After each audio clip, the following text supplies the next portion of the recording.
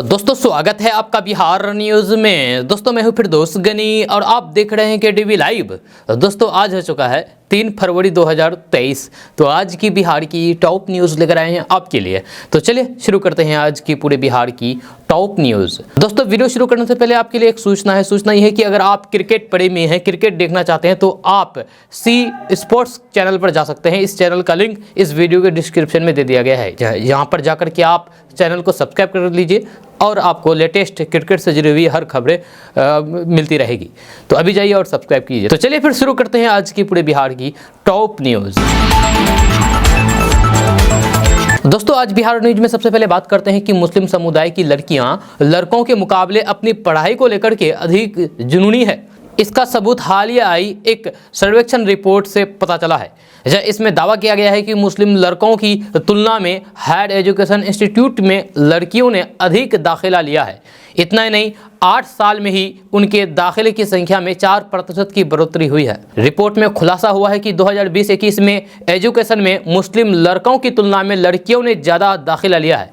खास करके higher education में प्रति 1000 मुस्लिम छात्रों में 503 मुस्लिम लड़कियां हैं।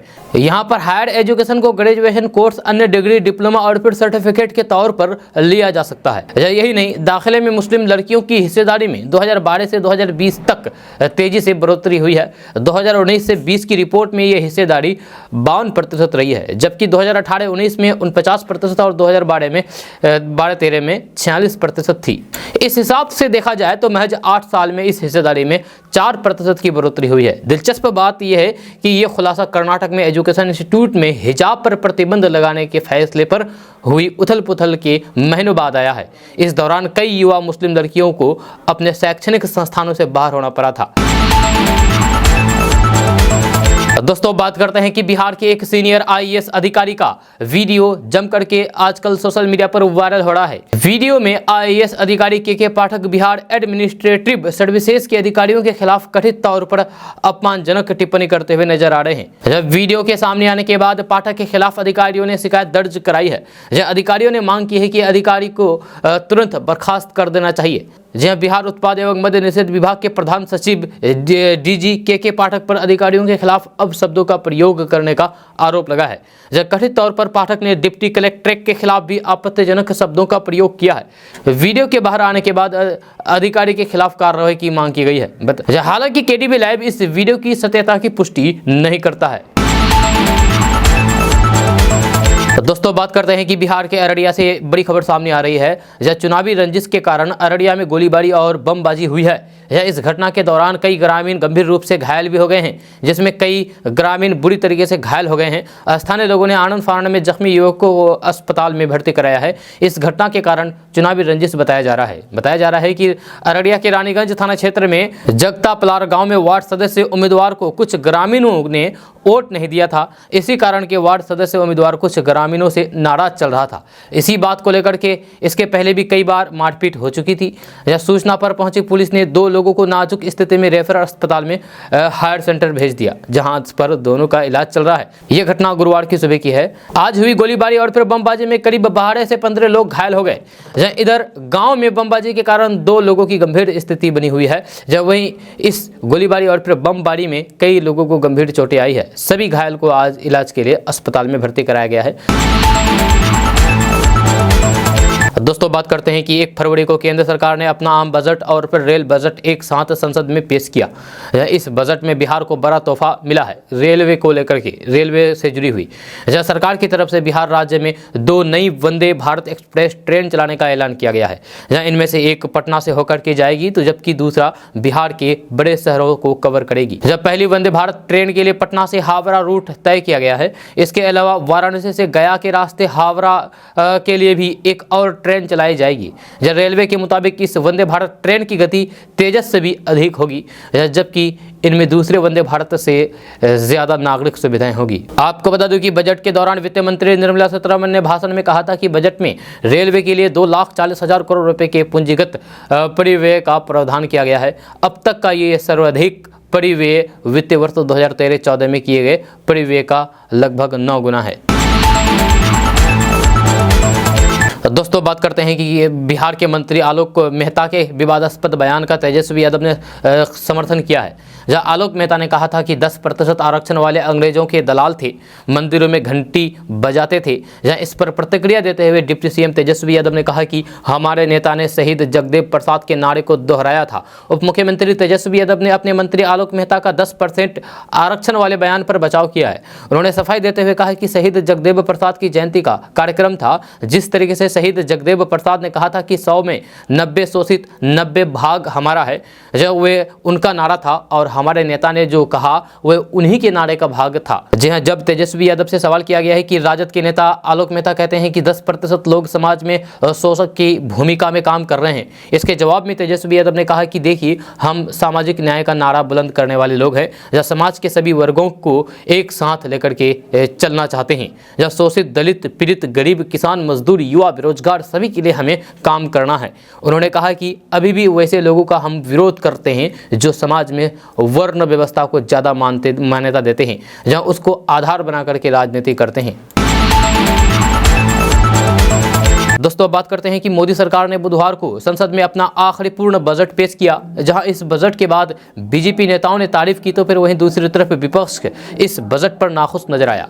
यही वजह है कि इस बजट के बाद विपक्षी नेताओं ने अपनी जमकर के भड़ास निकाली है।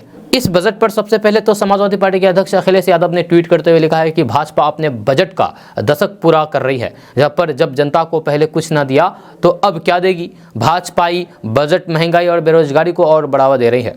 यहाँ किसान, मजदूर, युवा, महिला, नौकरी पेशा, व्यापारी वर्ग में इससे आशा नहीं निराशा बढ़ती है, क्योंकि ये चंद बड़े लोगों को ही लाभ पहुंचाने के लिए बनता है। अखिलेश यादव के अलावा बसपा प्रमुख मायावती ने भी इस बजट को निराशाजनक बताते हुए लिखा है कि देश में पहले की तरह पिछले 9 सालों में भी केंद्र सरकार के बजट आते जाते रहे हैं, जिसमें घोषणाओं, वादों, दावों और उम्मीदों की बरसात की जाती रही है, किंतु वे सब बेईमानी हो गए जब भारत का मिडिल क्लास महंगाई, गरीबी और फिर बेरोजगारी आदि की मार के कारण लोअर मिडिल क्लास बन गया।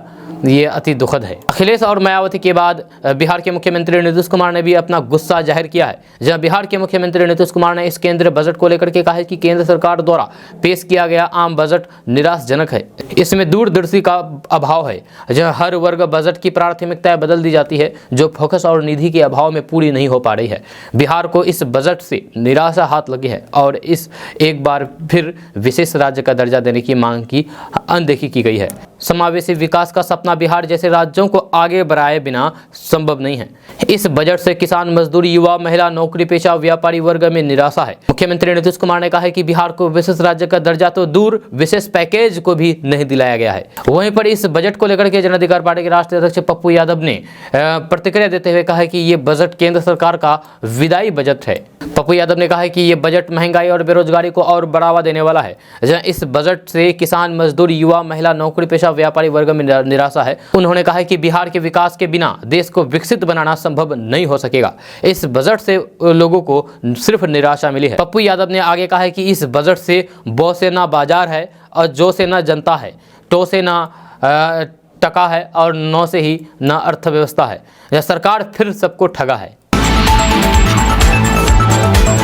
दोस्तों बात करते हैं कि आपने मंदिर, कोर्ट, कचहरी, पंचायत में शादी होते तो देखा होगा, लेकिन अरवल में एक अनोखी शादी देखने को मिली है, जिसे देखने के लिए लोगों की भीड़ जुट गई। जब फिल्मी तरीके से दोनों की शादी हुई, आपको जानकर हैरानी होगी कि अस्पताल के बेड पर पड़े हुए जोड़े की अजीबोगरीब शादी हुई है। जब मामला बिहार के अरवल जिले के सदर अस्पताल का है, जहाँ एक युवक युवती ने अस्पताल के बेड पर ही शादी रचा ली। पहले दोनों ने एक दूसरे को माला पहनाई, फिर युवक ने उसके मांग में सिंदूर भरा। जहाँ इस अनोखी शादी में अस्पताल के कर्मी मरीज बाराती बने थे। इस अनोखी शादी की चर्चा अब चारों तरफ हो रही है। दरअसल नीरज कुमार अपनी प्रेमिका कौशल्या कुमारी को बाइक पर बैठा करके बैदराबाद बाजार घुमाने आया था। तभी घर लौटने के दौरान उनकी बाइक की कार से टक्कर हो गई। इस घटना में दोनों प्रेमी जोड़ा बुरी तरीके से जख्मी हो गया, जिसके बाद दोनों को सदर अस्पताल में भर्ती कराया गया। लेकिन उसके बाद इनकी प्रेम कहानी की भनक उनके परिवार वालों को भी लगी। घटना के बाद दोनों के ही परिवार वाले अस्पताल में पहुंच गए। जहाँ दोनों की स्थिति को देखते हुए पहले तो दोनों का इलाज करवाया गया, उसके बाद दोनों प्रेमी जोड़े ने परिवार के सामने ही शादी करने का फैसला कर लिया। आपको बता दूं कि युवक युवती एक दूसरे से प्यार करते थे। जब घर वाले को बिना बताए चोरी छिपे मिलते भी थे। जब बुधवार की देर शाम जैसे ही दोनों एक बाइक पर सवार होकर के घर लौट रहे थे तभी अचानक कार बाइक की भिड़ंत हो गई और जिसमें दोनों जख्मी हो गए। सदर अस्पताल में इलाज के दौरान ही दोनों के परिवार वालों को इनकी प्रेम कहानी का पता चला, जिसके बाद परिवार वालों ने दोनों की अस्पताल में ही शादी करवा दी। दोस्तों बात करते हैं कि बिहार के मुख्यमंत्री नीतीश कुमार की समाधान यात्रा का कारवां किशनगंज और कटिहार पहुंचने वाला है। जी हां, बिहार के पूर्व उप मुख्यमंत्री तारकिशोर प्रसाद के गृह जिला कटिहार में ये रैली पहुंचने वाला है। समाधान यात्रा को लेकर के पूर्व उप मुख्यमंत्री ने बड़ा हमला बोला है। जब उन्होंने कहा है कि समाधान यात्रा से आम लोगों की समस्या का कोई समाधान नहीं हो रहा है, ये सिर्फ एक दिन का मेगा शो बनकर के रह गया है, जहां सिर्फ जिला प्रशासन द्वारा दिखाए गए चकाचौंध को प्रदर्शित किया जा रहा है। उन्होंने आगे कहा है कि मुख्यमंत्री अपनी समाधान यात्रा के दौरान केवल अधिकारियों से घिरे हुए हैं या जनता से उनका कोई नाता नहीं रहा है। इससे पहले भी कटिहार में मुख्यमंत्री की हुई यात्रा और फिर उनकी उपलब्धि पर सवाल उठाया। जब उन्होंने कहा कि मुख्यमंत्री नीतीश कुमार इसके पहले कटिहार में जल जीवन हरियाली मॉडल के रूप में विकसित करने आए थे, लेकिन अब वह पूरी तरीके से बर्बाद हो चुका है। उन्होंने कहा कि ऐसे में समाधान यात्रा केवल एक दिन का मेगा शो बनकर के रह गया है और इससे दूर दूर तक जनता को कोई भी लाभ नहीं मिल रहा है। दोस्तों बात करते हैं कि हमारे समाज में पारंपरिक तौर पर शादी के समय लड़का और फिर लड़की की कुंडली मिलाई जाती है। अधिकतर गुण मिलने के बाद ही शादी की जाती है, लेकिन केंद्रीय स्वास्थ्य मंत्रालय ने कुंडली की जगह हेल्थ कार्ड बना रही है। जब केंद्रीय स्वास्थ्य मंत्री डॉक्टर मनसुख मंडाविया ने एक टीवी न्यूज़ चैनल से बातचीत में बताया है कि हमारे देश में कुछ ऐसी बीमारी है जिससे यदि पुरुष और महिला संक्रमित हैं तो फिर उसका असर उसके बच्चे पर भी होगा। डॉक्टर मनसुख मंडाविया ने कहा है कि ऐसा ही बीमारी सिकल सेल एनीमिया की है। इसे ध्यान में रखते हुए ट्राइबल लोगों के लिए खास तौर पर हेल्थ कार्ड जारी किया जा रहा है, जिसका मकसद सिकल सेल एनीमिया जैसी बीमारी पर काबू पाना है। इसके लिए साल 2047 का डेडलाइन तय किया गया है। अब आप सोच रहे होंगे कि आखिर ये बीमारी क्या है, तो सिकल सेल एनीमिया बीमारी खास तौर पर ट्राइबल बच्चों में होती है। इस बीमारी का असर ऐसा है कि बच्चा एक उम्र की सीमा पार करके उसकी जीवन की संभावना काफ़ी कम रह जाती है। इसे ध्यान में रखते हुए नया टेस्ट और फिर कार्ड शुरू किया जा रहा है, जिससे कि लड़का और लड़की का हेल्थ कार्ड बनाया जा रहा है, जिससे कि इस तरह की बीमारी का पता लगाया जा सके। डॉक्टर मनसुख मंडाविया ने कहा है कि अधिकतर ट्राइबल इलाके में लोगों में ये बीमारी होती है। ऐसे में ट्राइबल लोगों में पहले ये टेस्ट शुरू किया जाएगा। यदि दोनों की रिपोर्ट पॉजिटिव आई तो फिर उन्हें बच्चा नहीं करने की सलाह दी जाएगी। दोस्तों बात करते हैं कि बिहार के अरवल जिले में एक शादी काफ़ी चर्चा में बना हुआ है। दरअसल मंगलवार रात एक प्रेमी जोड़े ने न्यायालय में सरेंडर करके शादी किया। जानकारी के अनुसार दोनों की मुलाकात एक बर्थडे पार्टी में हुई थी। आपको बता दूं कि 7 दिनों तक दोनों में चली बातचीत प्रेम प्रसंग में बदल गई, जिसके बाद दोनों बेंगलुरु के लिए निकल गए और वहाँ लिविंग में रहने लगे। ऐसे में दोनों के रिश्ते से नाराज लड़की के परिवार वालों ने थाने में अपहरण का मामला दर्ज कराया, जिसके बाद पुलिस दबिश के कारण दोनों ने न्यायालय में सरेंडर कर दिया। आपको बता दूं कि लड़की अरवल जिले के कोनिका गांव की रहने वाली गुड़िया है, तो वहीं लड़का पटना के रहने वाले प्रीतम है। दरअसल गुड़िया कुमारी अपनी शादीशुदा बहन के घर बर्थडे पार्टी में गई थी, जहां प्रीतम भी मौजूद था। इसी दौरान दोनों के बीच बातचीत शुरू हुई। 7 दिन तक हुई बातचीत धीरे धीरे प्रेम प्रसंग में बदल गई। ऐसे में कुछ दिनों बाद ही दोनों घर छोड़ करके फरार हो गए और बेंगलुरु में साथ रहने लगे लिव इन रिलेशनशिप में। दोस्तों बात करते हैं कि केंद्र की मोदी सरकार की वित्त मंत्री निर्मला सीतारमण ने संसद में केंद्रीय बजट 2023 पेश किया। इस दौरान किसानों के लिए कई बड़े ऐलान भी किए, जहां सरकार का फोकस कृषि से जुड़े स्टार्टअप को लेकर रही। एग्रीकल्चर एक्सीलरेटर फंड से एग्री स्टार्टअप बढ़ेगी। यह किसानों के लिए 5 बड़े ऐलान किए हैं, जिसमें से एग्रीकल्चर एक्सीलरेटर फंड से एग्री स्टार्टअप बढ़ेंगे। इससे किसानों को मदद मिलेगी और फिर उन्हें चुनौतियों का सामना करने में आसानी रहेगी। इससे उत्पादकता बढ़ेगी। यह किसानों, स्टेट और इंडस्ट्री पार्टनर के बीच होगा। जब पशुपालन, डेयरी और मत्स्य पालन पर ध्यान देने के साथ कृषि ऋण लक्ष्य को बढ़ा करके 20 लाख करोड़ रुपए दिया जाएगा। जहाँ कृषि से जुड़े हुए स्टार्टअप को प्राथमिकता दी जाएगी। युवा उद्यमियों द्वारा कृषि स्टार्टअप को प्रोत्साहित करने के लिए कृषि त्वरक कोष की स्थापना की जाएगी। वित्त मंत्री निर्मला सीतारमण ने कहा है कि किसानों को लोन में छूट रहेगी। कृषि संवर्धक फंड बनेगा। आत्मनिर्भर बागवानी को 2200 करोड़ दिए जाएंगे। आपको बता दूं कि बजट पेश करने से पहले वित्त मंत्री निर्मला सीतारमण ने राष्ट्रपति द्रौपदी मुर्मू से मुलाकात करके मंजूरी ली है। इसके बाद सीधे संसद पहुंची, जहां पीएम मोदी की अध्यक्षता में कैबिनेट की बैठक हुई। दोस्तों बात करते हैं कि अमेरिका के राष्ट्रपति जो बाइडेन के आमंत्रण पर प्रधानमंत्री नरेंद्र मोदी इस साल गर्मियों में अमेरिका की यात्रा कर सकते हैं। ये खबर न्यूज एजेंसी पीटीआई ने दी है। माना जा रहा है कि बाइडेन ने मोदी को देश की राजकीय यात्रा के लिए आमंत्रित किया है। सूत्रों के नाम ना जाहिर करने की शर्त पर बताया गया है कि इस निमंत्रण को सैद्धांतिक रूप से स्वीकार कर लिया गया है और दोनों पक्षों के अधिकारी अब पारस्परिक रूप से यात्रा की संभावित तारीखों पर चर्चा कर रहे हैं। सूत्रों ने बताया है कि अभी योजना पर चर्चा प्रारंभिक चरण में है। भारत इस साल G20 से संबंधित कई कार्यक्रमों की मेजबानी भी कर रहा है, जिसके तहत सितंबर में एक शिखर सम्मेलन होगा जिसमें अन्य लोगों के साथ बाइडेन की हिस्सा लेंगे। दोनों पक्षों के अधिकारी जून और फिर जुलाई में उपयुक्त तारीखों की तलाश कर रहे हैं, जहां उस समय न केवल अमेरिकी प्रतिनिधि सभा और फिर सीनेट के सत्र चला रहे होंगे, बल्कि तब प्रधानमंत्री नरेंद्र मोदी के भी कोई पूर्व निर्धारित घरेलू या फिर अंतर्राष्ट्रीय कार्यक्रम नहीं है। ये राजकीय यात्रा कम से कम कुछ दिनों की होगी। दोस्तों बात करते हैं कि केंद्रीय मंत्री निर्मला सीतारमण द्वारा बुधवार को पेश किए गए बजट को अभूतपूर्व बताते हुए भाजपा प्रदेश अध्यक्ष डॉक्टर संजय जायसवाल ने कहा कि ये भविष्य के सशक्त भारत की बुनियाद रखने वाला बजट है। उन्होंने कहा कि प्रधानमंत्री नरेंद्र मोदी की नीतियों पर चलते हुए भारतीय अर्थव्यवस्था के आकार में पिछले 9 सालों में ऐतिहासिक वृद्धि हुई है, जब भारत दुनिया की 10वीं अर्थव्यवस्था से बढ़कर के दुनिया की 5वीं सबसे बड़ी अर्थव्यवस्था बन चुका है। बजट बढ़ते भारत की प्रगति की गति को और तेज करने वाला है। विधानसभा में विपक्ष के नेता विजय सिन्हा ने कहा कि बजट युवाओं का बेहतर भविष्य बनाने में काफी मददगार साबित होगा, जब किसानों और फिर मध्यम वर्गीय लोगों में बजट से उम्मीद जगी है। यह बजट युवाओं को बेहतर भविष्य बनाने में मदद करने वाला है। बजट से हर तबके के लोगों को अवसर मिलेगा। जहां जनता के बीच बजट को लेकर के जैसी उम्मीद की गई थी वैसा ही ये बजट है।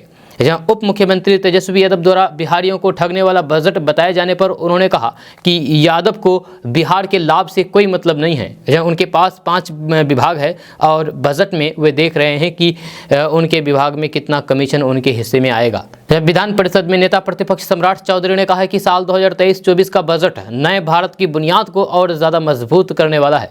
जहाँ सर्वव्यापी सर्वस्पर्शी बजट समाज के सभी तबकों का ख्याल रखने वाला है। जहाँ सबका साथ सबका विकास के जरिए जन भागीदारी की ज़रूरत को मजबूत करने वाला ये बजट होगा। दोस्तों बात करते हैं कि बिहार सरकार के पूर्व उप मुख्यमंत्री एवं राज्यसभा सदस्य सुशील कुमार मोदी ने कहा है कि अमृतकाल के आम बजट का सर्वाधिक लाभ बिहार जैसे गरीब राज्यों को मिलेगा। इस बजट से बिहार को केंद्रीय करों के हिस्से के रूप में 1,07,000 करोड़ रुपए मिलेंगे, जब पिछले साल की तुलना में ये राशि 25,101 करोड़ रुपए अधिक होगी। मोदी ने कहा है कि जिस प्रधानमंत्री आवास योजना के तहत गरीबों के सबसे ज्यादा आवास बिहार में बनते हैं, उसमें 66% की भारी वृद्धि करके इसमें 89,000 करोड़ रुपए का प्रावधान किया गया है। उन्होंने कहा है कि अमृतकाल के बजट से बिहार को 13,000 करोड़ का विवर्जित ऋण मिलेगा, जिसका भुगतान 50 साल में करना है। ये सहायता राज्यों को प्रतिवर्ष मिलने वाले कर्ज के अतिरिक्त होगी। तो दोस्तों बात करते हैं कि बिहार की गोपालगंज पुलिस ने राजधानी पटना और फिर गोपालगंज समेत कई जिलों में रेलवे और डाक अधिकारी बनकर के नेशनल हाईवे पर लूटपाट करने वाले गिरोह का पर्दाफाश किया है। जब पुलिस ने 7 लूट और फिर डकैती कांड का खुलासा करते हुए 4 शातिर अपराधी को गिरफ्तार किया है। ये अपराधी इतने शातिर हैं कि सरकारी अधिकारी बनकर के हाईवे पर लूट की वारदात को अंजाम देते थे।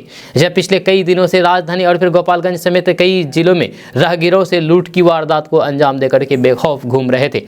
इन बदमाशों ने गोपालगंज पुलिस की रात की नींद और फिर दिन का चैन छीन लिया था, लेकिन अब ये पुलिस की गिरफ्त में है। बदमाशों का दांव उल्टा पड़ गया और फिर सभी लूट की वारदात के बाद पुलिस की जाल में फंस गए। गिरफ्तार इन लुटेरों पर आरोप है कि गोपालगंज में खाकी को खामोश करके दिन दहाड़े लूट और डकैती की वारदात को अंजाम देते थे।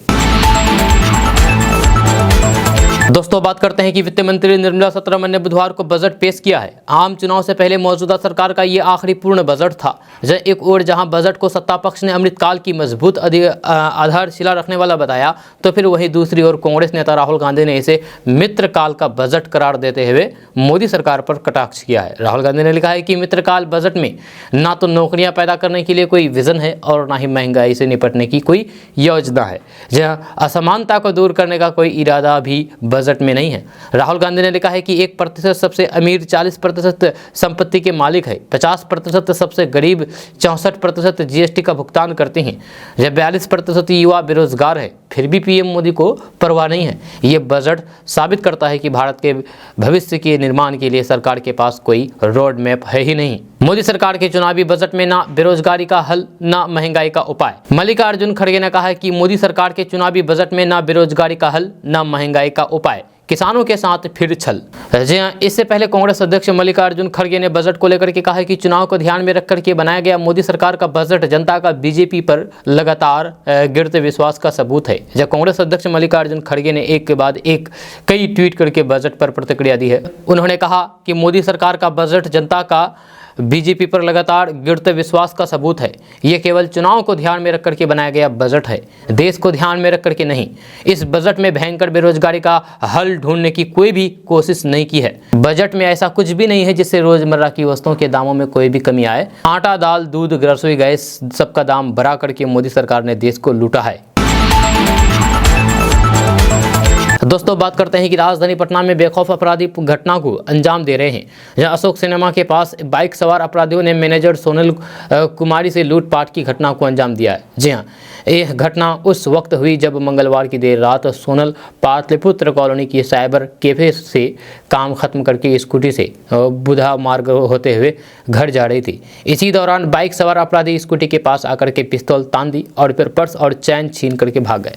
लड़की ने बताया है कि पर्स में 20,000 रुपये कैश, एप्पल मोबाइल और दूसरे सामान रखे हुए थे। लूटने के बाद बाइक से अपराधी भाग गए। यह घटना मंगलवार देर रात 10:30 बजे जीपीओ फ्लाईओवर पर घटी है। लड़की ने बताया है कि पहले उसे लगा कि लड़के उसे छेड़छाड़ करने आए, लेकिन वे पहले मेरे गले पर हाथ डाल दिया। बदमाशों ने 3-4 बार चैन झपटने की कोशिश की। इसके बाद उसने झपट लिया और उस पर पिस्तौल तान करके पर्स छीन ली।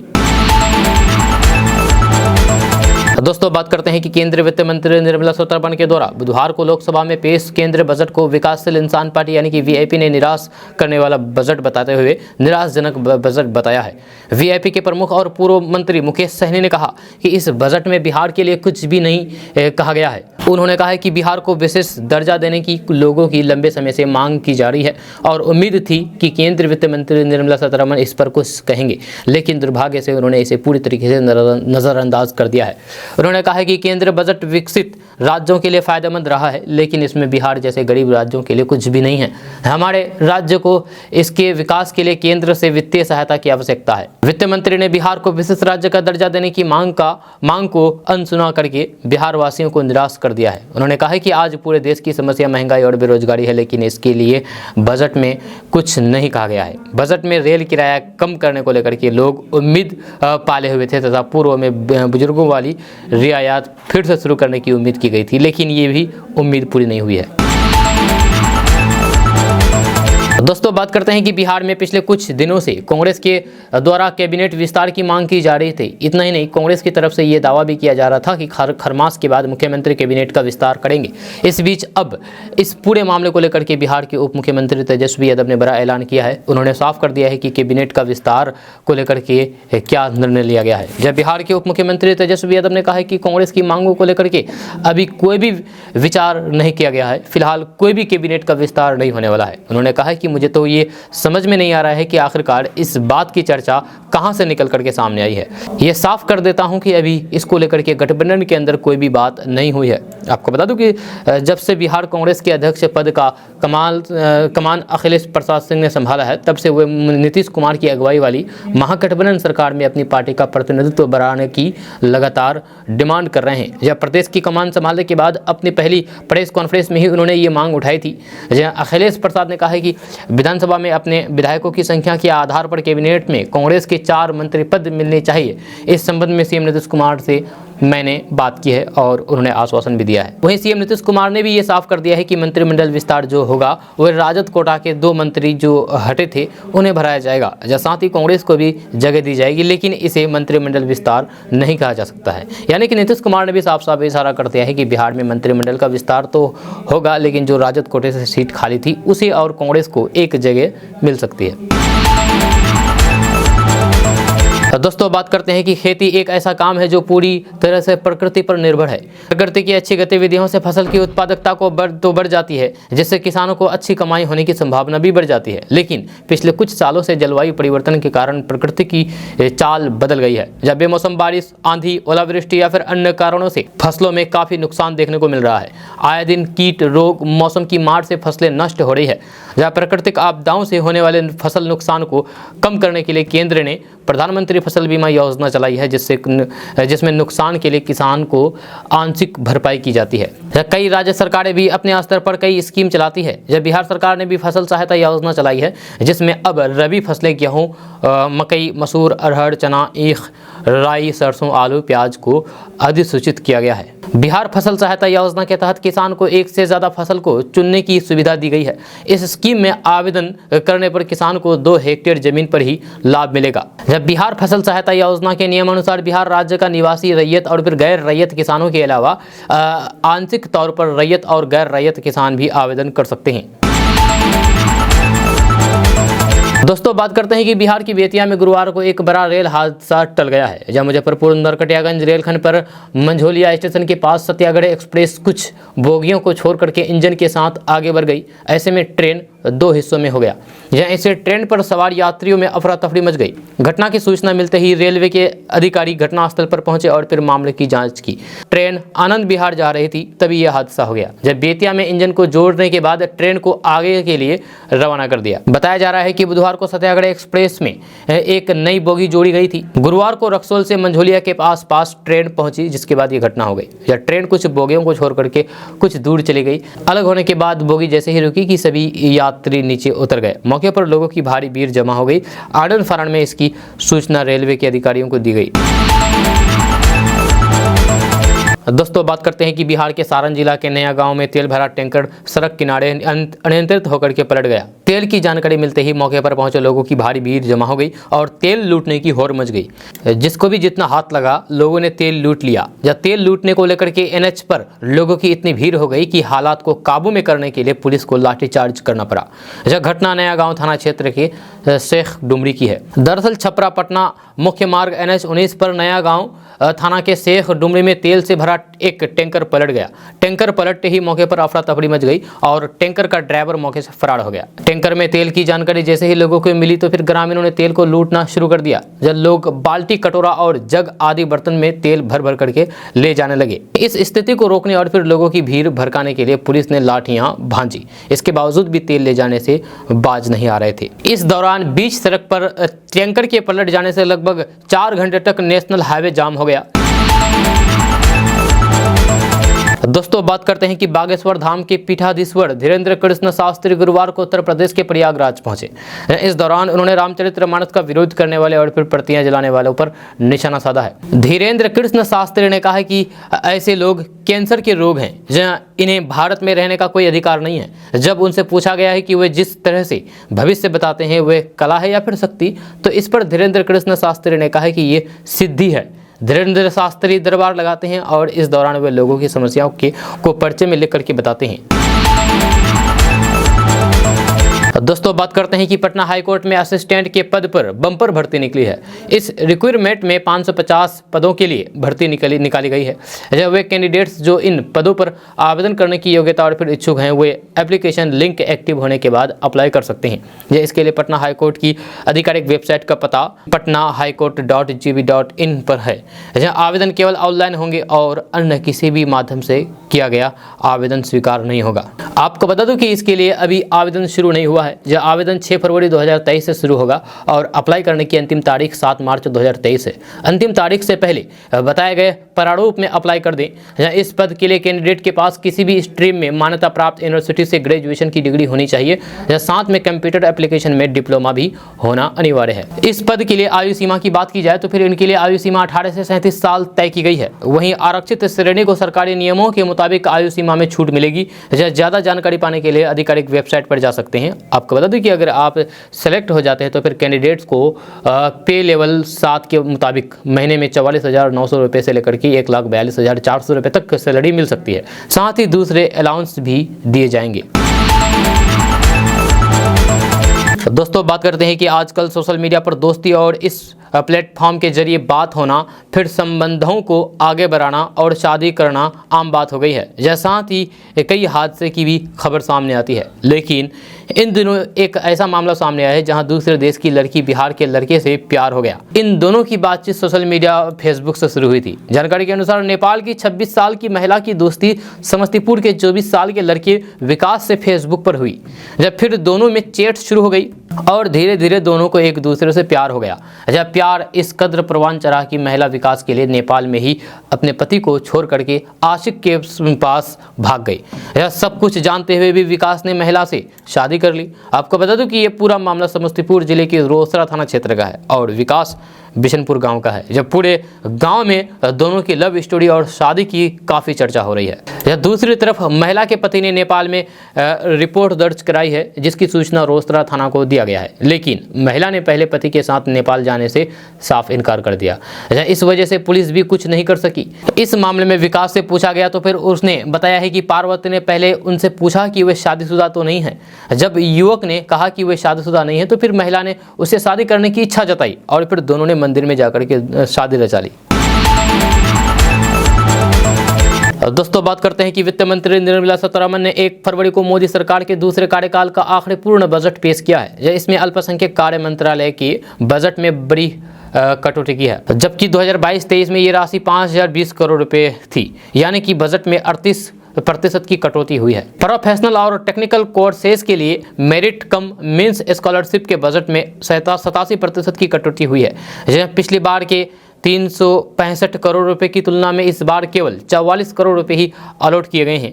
प्री मैट्रिक स्कॉलरशिप की बजट में भी 992 करोड़ रुपए की कमी आई है। इस स्कॉलरशिप के लिए 433 करोड़ रुपए जारी कर दिए गए हैं। प्रधानमंत्री जन विकास का कार्यक्रम के लिए पिछली बार 1650 करोड़ रुपए जारी किए गए थे, लेकिन इस बार 600 करोड़ रुपए अलॉट हुए हैं।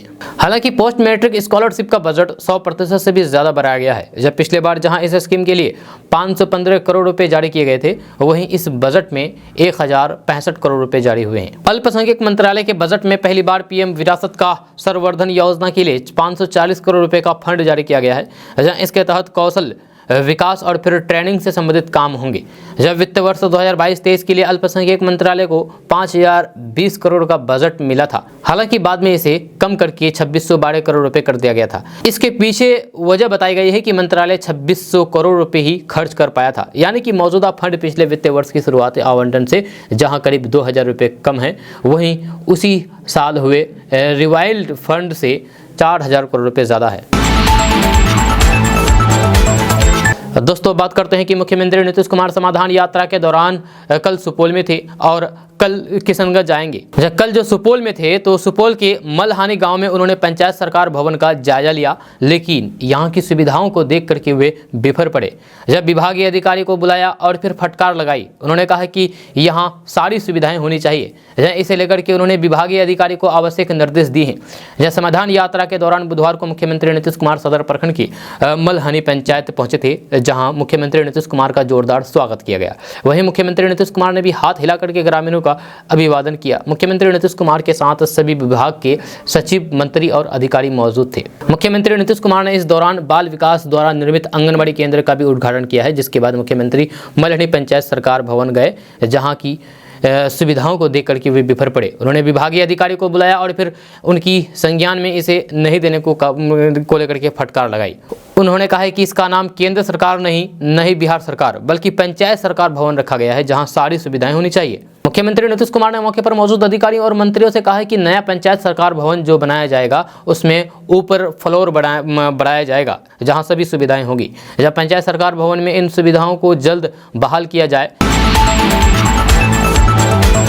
दोस्तों बात करते हैं कि विश्व हिंदू परिषद यानी कि वीएचपी ने गुरुवार को रामचरितमानस विवाद को लेकर के चुनाव आयोग से समाजवादी पार्टी सपा और राष्ट्रीय जनता दल यानी कि राजद की मान्यता रद्द करने की मांग की है। इस संबंध में विश्व हिंदू परिषद ने चुनाव आयोग से मिलने का समय मांगा है। विश्व हिंदू परिषद ने कहा है कि चुनाव आयोग को सपा और राजद की मान्यता रद्द कर देनी चाहिए। वीएचपी ने कहा है कि इन दोनों पार्टियों ने रामचरितमानस के खिलाफ हालिया टिप्पणी के लिए अपने नेताओं के खिलाफ कार्रवाई नहीं की है, जिससे नियमों का उल्लंघन हुआ है, जिसके तहत उन्हें राजनीतिक दलों के रूप में पंजीकृत किया गया था। वीएचपी के कार्यकारी अध्यक्ष आलोक कुमार ने इस मुद्दे पर मुख्य चुनाव आयुक्त राजीव कुमार से मिलने का समय मांगा है।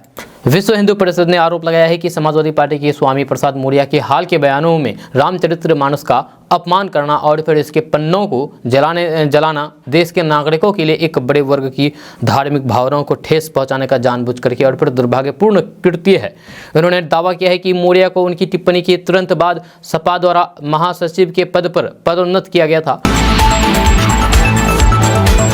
दोस्तों बात करते हैं कि जनता दल यूनाइटेड यानी कि जदयू संसदीय बोर्ड के अध्यक्ष उपेंद्र कुशवाहा ने गुरुवार को राष्ट्रीय जनता दल अध्यक्ष लालू प्रसाद यादव के परिवार पर सीधा हमला बोला है। शहीद जगदेव प्रसाद की जन्म शताब्दी समारोह के दौरान उपेंद्र कुशवाहा ने कहा कि जगदेव बाबू ने 90% लोगों पर 10% के राज का विरोध किया था।